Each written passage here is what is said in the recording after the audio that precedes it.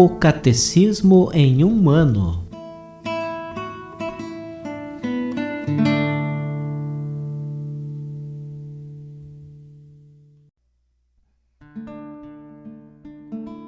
Olá, eu sou Luiz Felipe, seminarista da Diocese de Ponta Grossa, Paraná.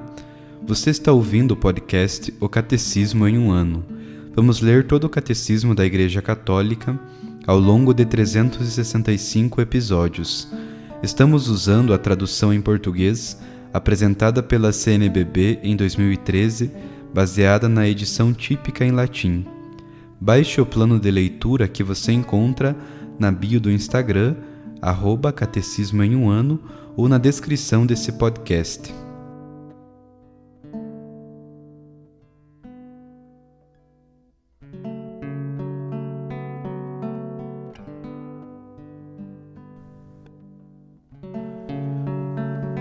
Hoje é o dia 189 do nosso podcast O Catecismo em um ano. Nós vamos ler do número 1480 ao número 1484.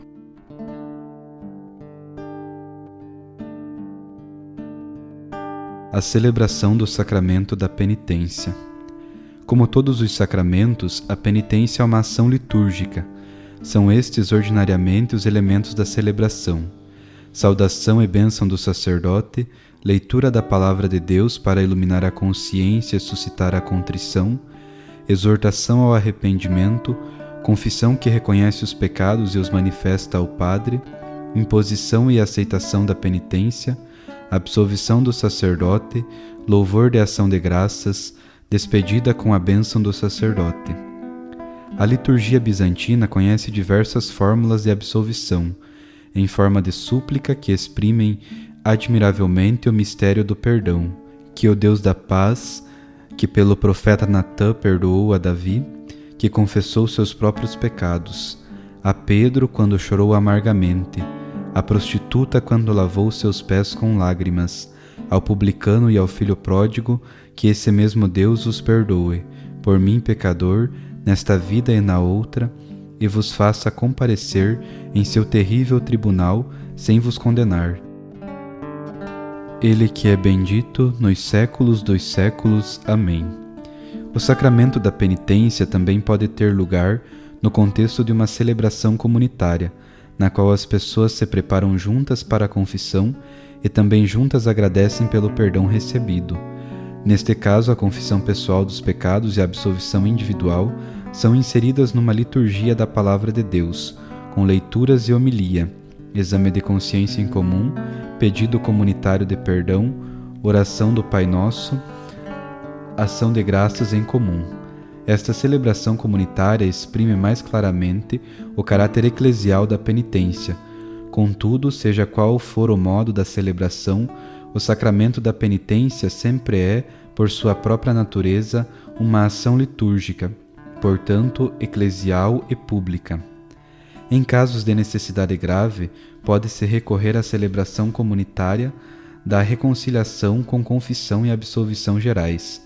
Essa necessidade grave pode apresentar-se quando há perigo eminente de morte, sem que o sacerdote ou os sacerdotes tenham tempo suficiente para ouvir a confissão de cada penitente. A necessidade grave pode também apresentar-se quando, tendo em vista o número dos penitentes, não haja confessores suficientes para ouvir devidamente as confissões individuais num tempo razoável, de modo que os penitentes, sem culpa de sua parte, se veriam privados durante muito tempo da graça sacramental ou da Sagrada Eucaristia. Nesse caso, os fiéis devem ter, para a validade da absolvição, o propósito de confessar individualmente seus pecados graves no devido tempo. Cabe ao bispo diocesano julgar se os requisitos para a absolvição geral existem. Um grande concurso de fiéis, por ocasião das grandes festas ou de peregrinação, não constitui caso tal de necessidade grave.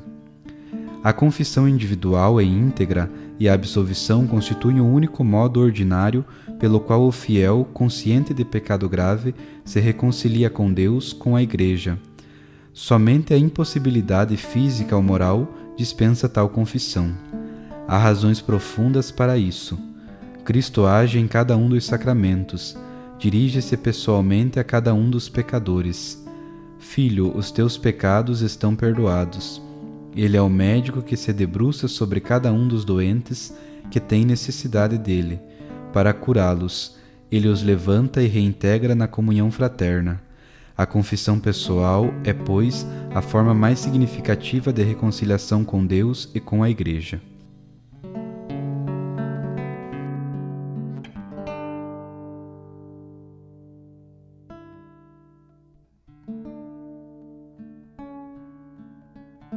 Discurso do Papa Francisco aos participantes do curso sobre o foro interno, promovido pela Penitenciaria Apostólica.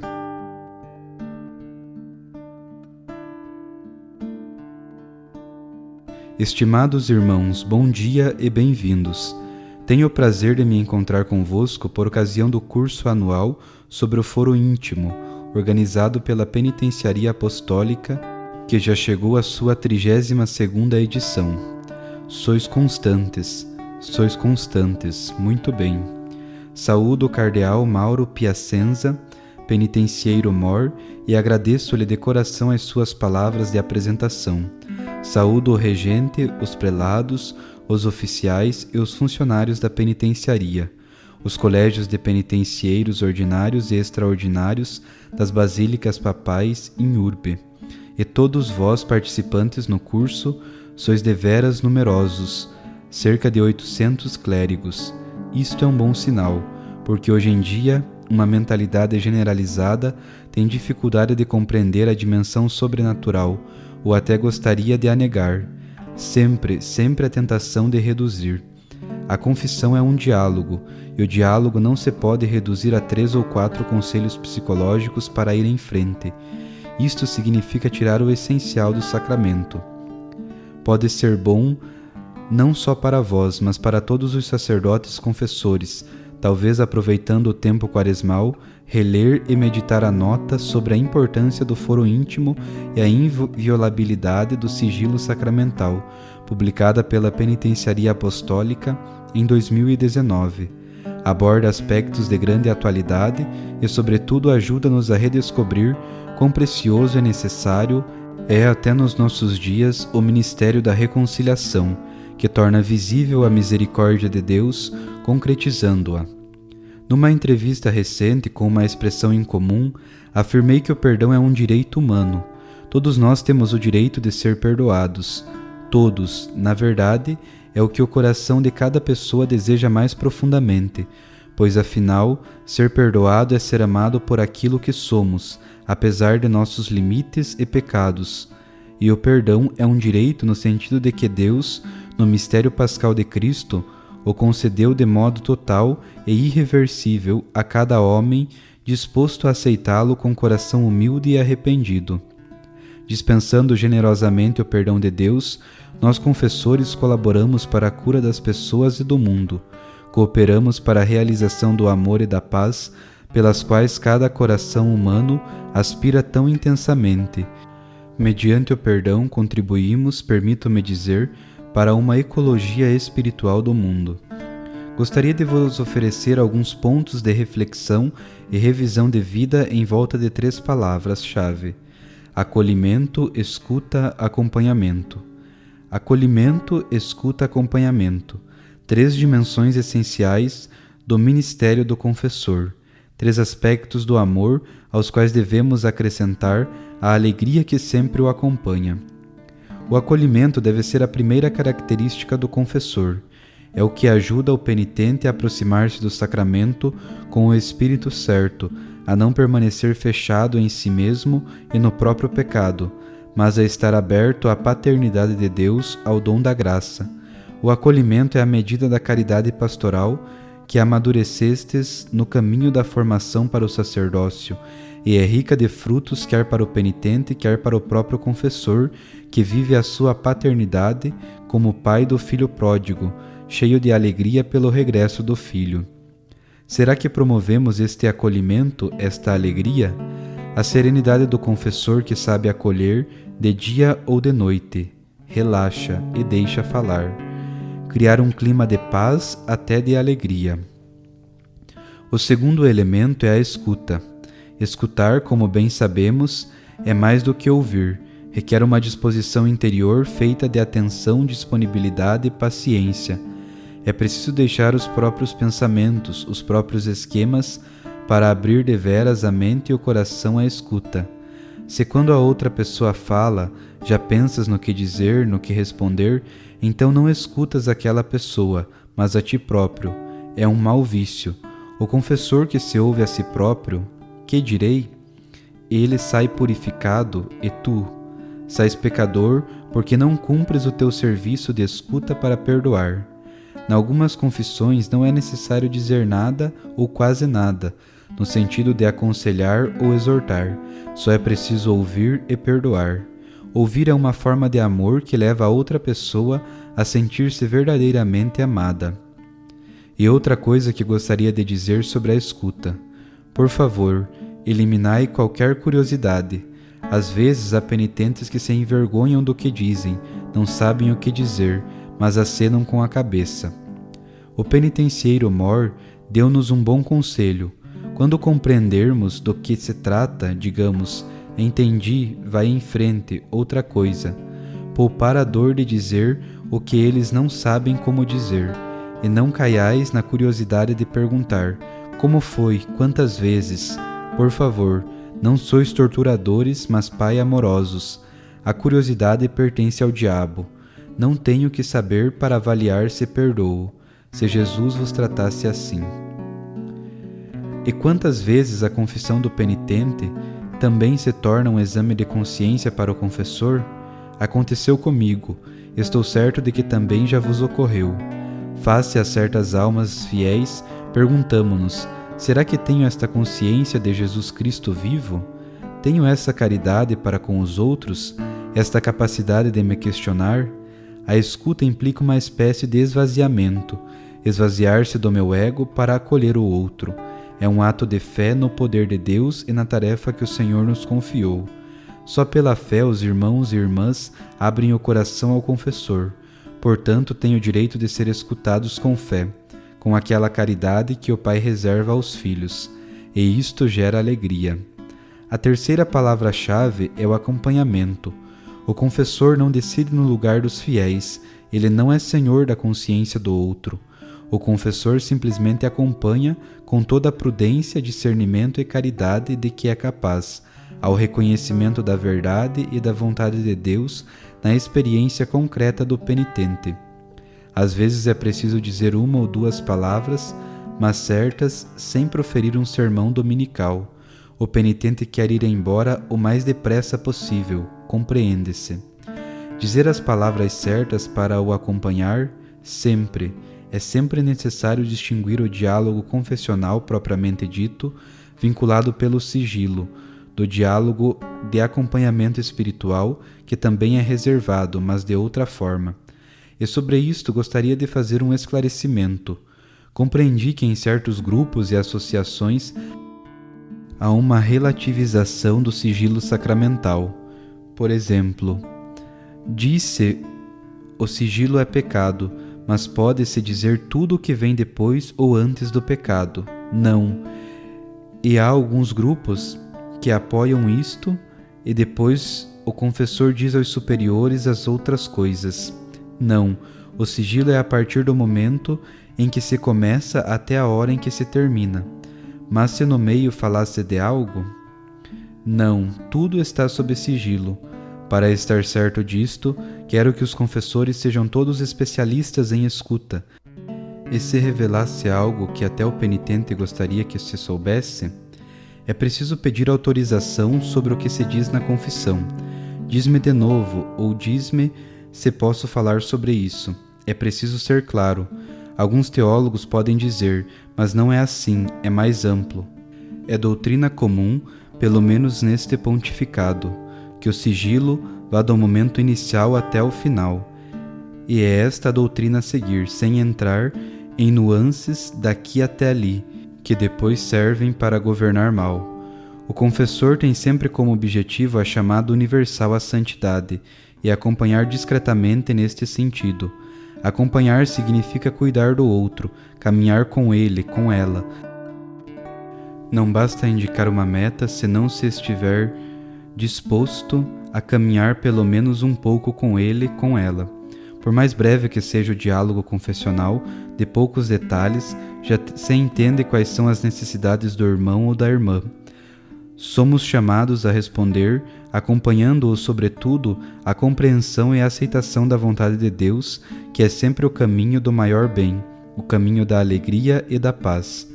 Caros irmãos, dou graças ao Senhor convosco pelo ministério que desempenhais, ou que em breve vos será confiado, pois aqui há diáconos, um ministério ao serviço da santificação do povo fiel de Deus. E também vós, por favor, confessai-vos, pedis perdão pelos vossos pecados, não é verdade? Isto é muito saudável. É bom que nós, confessores, o façamos. Recomendo-vos. Habitai de boa vontade o confessionário. Acolhei, escutai e acompanhai, conscientes de que todos, realmente todos, precisam do perdão, ou seja, de se sentir amados como filhos por Deus Pai. As palavras que pronunciamos, absolvo-te dos teus pecados, também significa: tu, irmão, irmã, és precioso, és preciosa para Deus. É bom que tu existas. E este é um remédio muito poderoso para a alma e também para a psique de todos. E gostaria de voltar a um detalhe que mencionei antes: 2 testemunhos. Mencionei o detalhe em relação à dificuldade de confessar os pecados, quando o penitente diz uma pequena parte dele, mas compreendemos que o problema é maior. Por isso é necessário parar, não torturar o penitente. Entendo, continua, mas sou juiz, devo julgar. Compreendeste? Perdoa o que entendeste. Ponto. Às vezes é verdade que é um juiz, mas de miséria.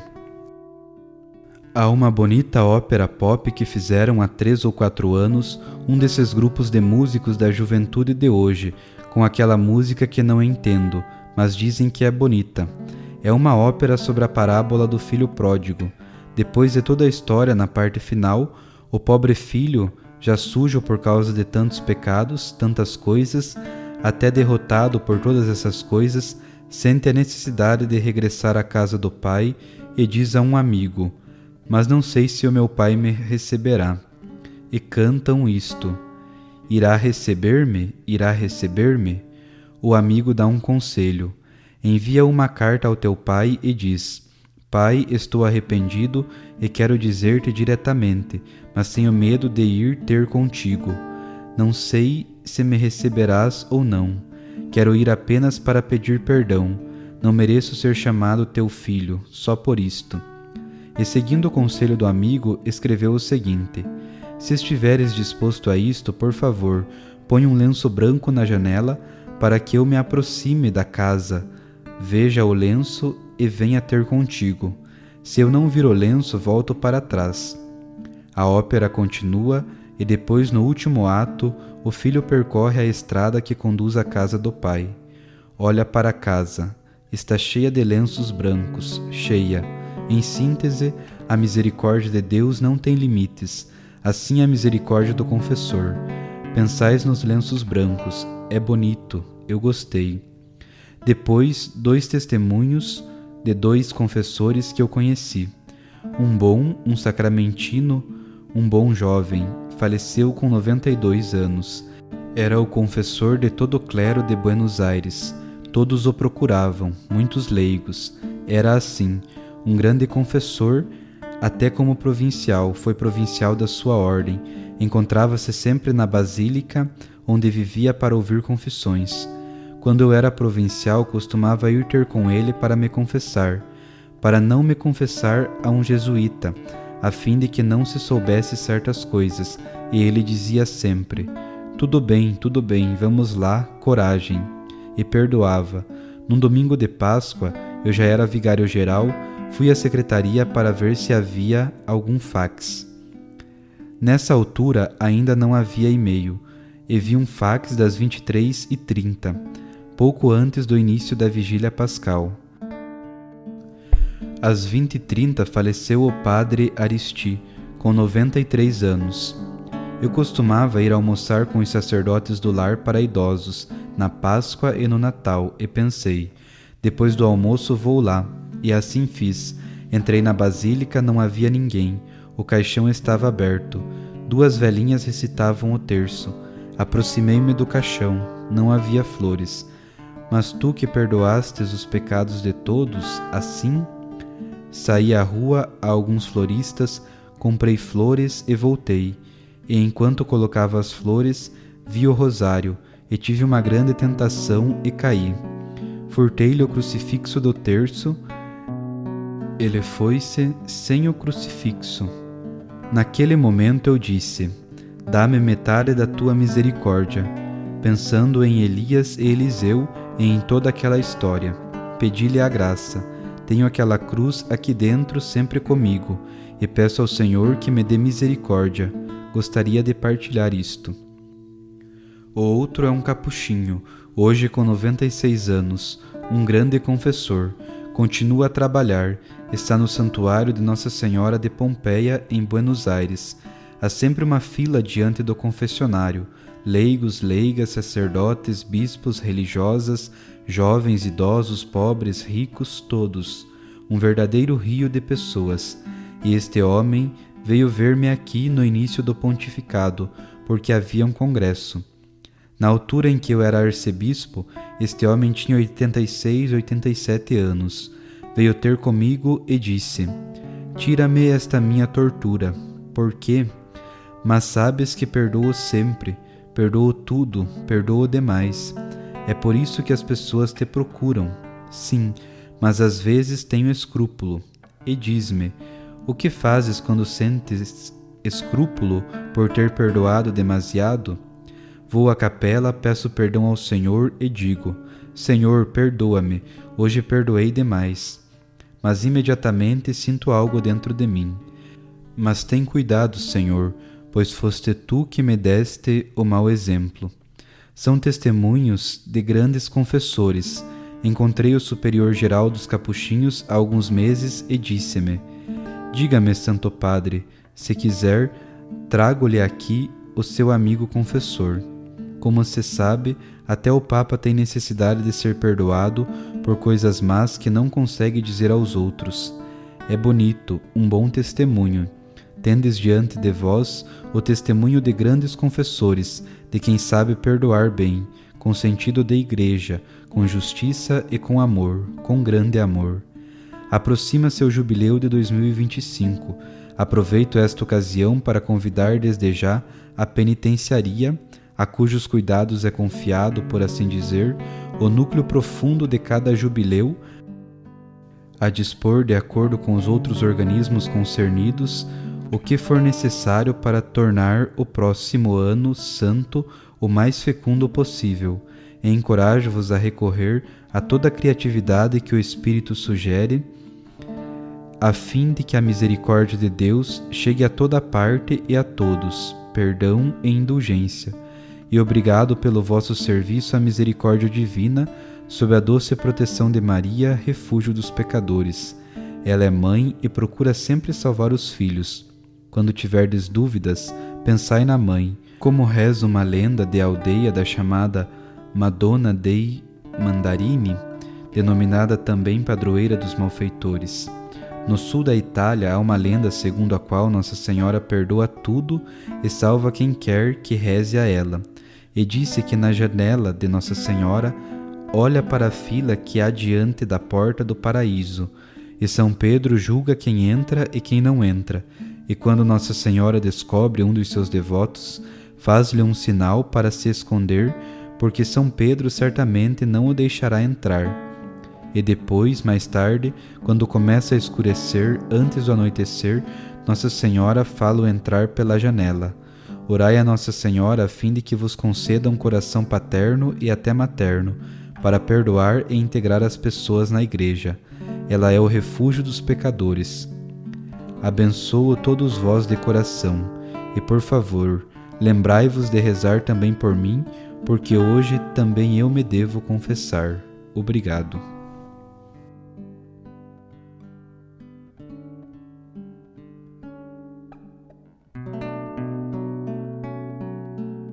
Os textos das catequeses papais encontram-se na íntegra no site da Santa Sé, vatican.va.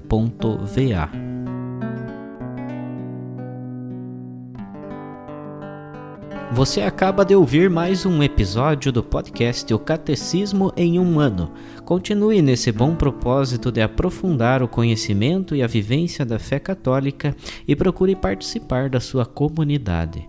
Rezemos por todos que estão fazendo esse caminho de leitura do Catecismo. Até amanhã!